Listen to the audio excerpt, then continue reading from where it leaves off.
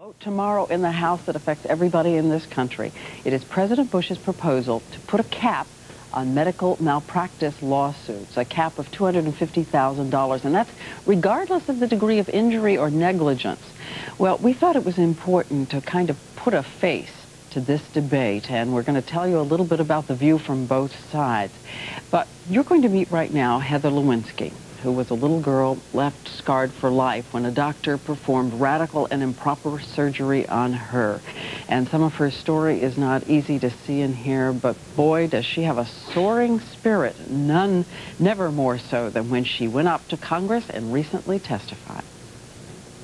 I wish people could see the inside of me and know the kind of person I really am, but all they see is those scars on my face, and they stare. Before the scars, there was a bright and perky 8-year-old girl. Good job. She developed a skin disorder called localized scleroderma. It left a corner of her mouth sagging and discolored. A Pittsburgh plastic surgeon recommended tissue expansion surgery. Disturbing, but something that would heal. The effects were disastrous, horrible scarring, a stroke-like tugging at her mouth, 14 corrective surgeries from 3rd grade through 10th.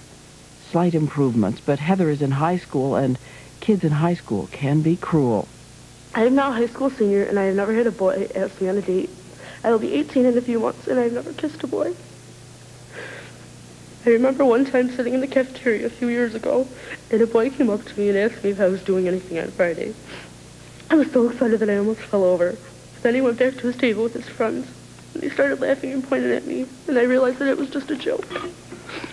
Now Hetaher Lewinski faces another battle as the scarred, scared teen takes on Congress and the insurance industry, who argue that a $250,000 cap on pain and suffering medical malpractice lawsuits would help reduce skyrocketing insurance costs and keep good doctors from leaving the profession. But it's already cost one little girl her dreams.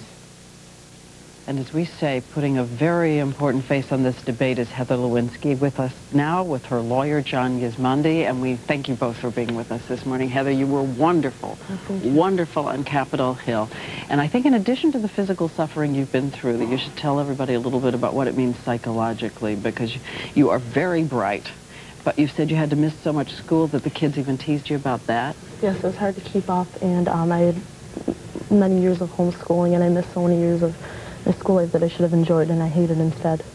Now, when we get to this issue in this very important debate, a lot of people would be saying to you, you know, money is not going to change anything. So why should this be about money? It's about making sure it doesn't happen again, but money doesn't have anything to do with that. Well, I totally lost my childhood because of what the doctor did. I think I should be able to have an adulthood. And let me ask you, Mr. Gismondi, because this is at the center of this important debate.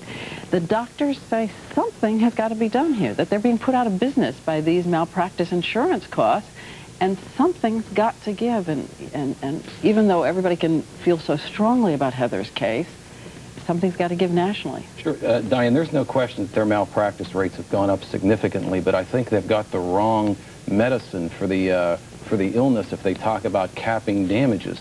I think all of the independent studies that have been done have all indicated that the cause of their premiums going up is their insurance companies trying to recoup their losses in the stock market, the high number of doctor errors, and the fact that we have 2% of the doctors or 5% of the doctors accounting for about 50% of the malpractice payouts. So if you want to reduce the insurance premiums, don't punish people like Heather and make them, you know, one size fits all.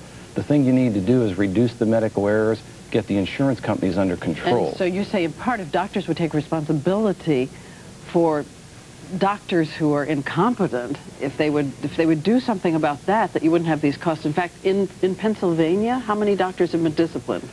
Diane, we have statistics that go back for the last 5 years. That's all we have. In the last 5 years, there hasn't been a single doctor disciplined in Pennsylvania for medical negligence.